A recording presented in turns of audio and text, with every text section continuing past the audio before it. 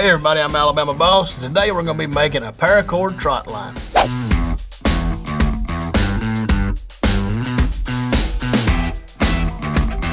This setup right here could be labeled a survival trotline because most people that have bug out bags and stuff, they'll have fishing hooks and paracord in that kit. So you'll be able to make one of these with what you have in your bug out bag. But if you just want to make a trotline out of paracord, you'll be able to do the same thing. The only thing else you'll need is somewhere you can run a trotline and catch some fish. All we're going to be using today is some 550 paracord. That's 7 inner strands, some 4/0 hooks, pick whatever size you want, and some barrel swivels.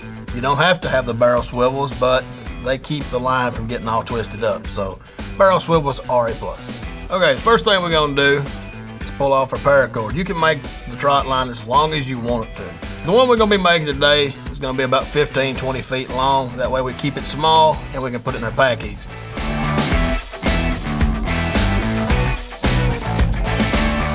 A good way to make a little kit out of this is use like an old pill bottle, but what we're using here is a travel toothbrush holder.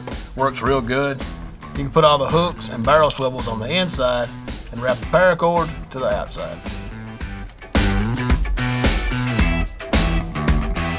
Now that we got the main section of our paracord cut for our trotline, we're going to remove the 7 inner strands to make our drops on our trotline.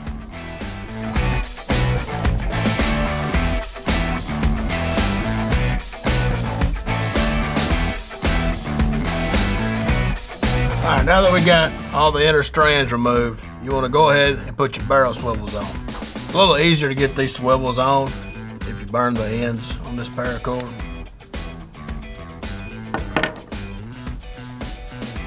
So we got 5 hooks here we're going to be using, so I'm just going to put 5 swivels on. You know, obviously if you're going to do more hooks, just do more hooks and more swivels. You want to put all 5 barrel swivels on when you start, because if you don't, the way we're going to be doing this, you won't be able to get a swivel past the first one. Alright, we got our 5 barrel swivels on. What I'm going to do now is tie an overhand knot on each side of this barrel swivel to keep it from moving. That way we can make our drops here.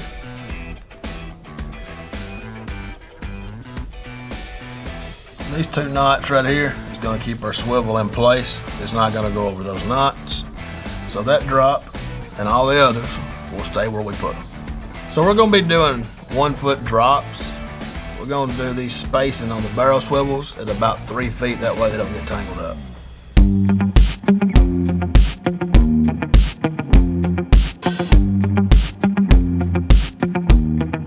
And on our last hook, to show you that you really don't need swivels, for those of y'all out there that may do survival packs and don't put barrel swivels in your survival pack, you can do this just as easy without barrel swivels, which obviously would work better with the swivels, but there's a way to do it without.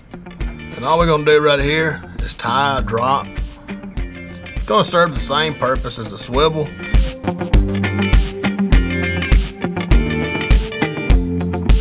Alright, now we're going to make our drops. We're going to be doing 1-foot drops, so we're going to cut 2 foot of each section of inner strand to make the drop. The reason we're going to cut these at 2 feet is once we make our loop, and you'll see, it will turn into a 1-foot drop and it will hold a bigger fish.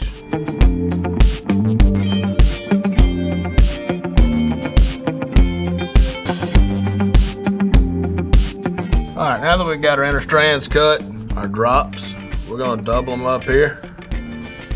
You're going to take the 2 ends here and do an overhand knot.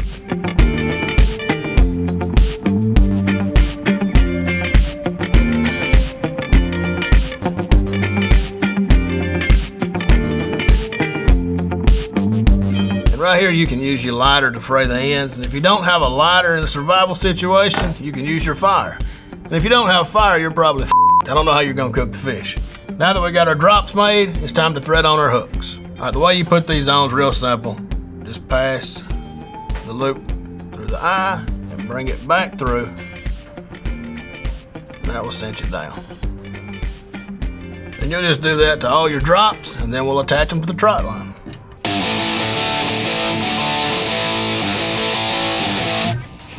Alright, when we put these drops on, we're going to use the same method as we did when we put our hooks on.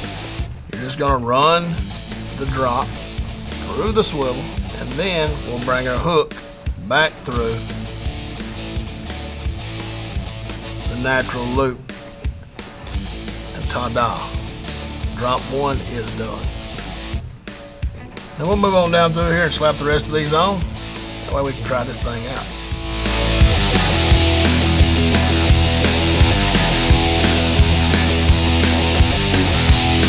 This one right here is the one we didn't use a swivel on, just to show you that you don't need the swivel.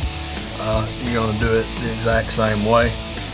Again, if you get a fish on here and say you had this type of knot all the way down this line and you caught 2 or 3 catfish, if you're lucky, it's going to be a tangled up mess. But again, as long as you got the fish, that's all that matters.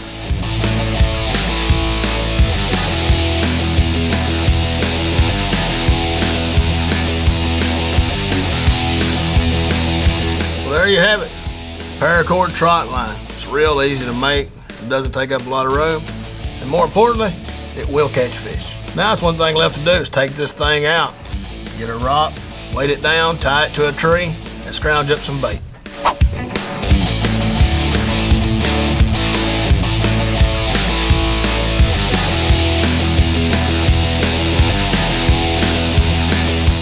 Well, there you have it. It's not the longest trot line in the world, but it'll work in a pinch. If you got any trot line suggestions, let us know in the comments below. And be sure to head on over to Rady Red's YouTube channel and hit subscribe. I'm Alabama Boss, and I'm going fishing.